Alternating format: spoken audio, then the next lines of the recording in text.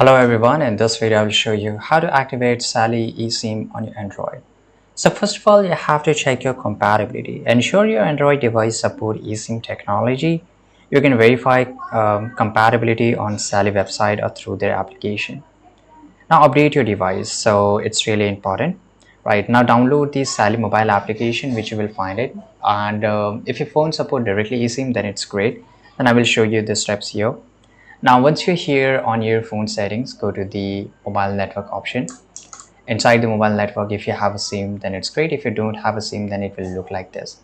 Now, you will get this option of eSIM, download and activate a carrier profile to use a virtual SIM card. Click on on.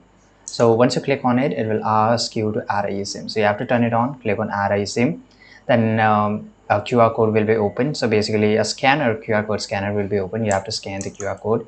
Now download your eSIM, scan the QR code. Now it will be added, and here you just click on the three dots, or you can just go to their website to activate it up, right? So this is how you can do this. Thanks for watching this video. Subscribe.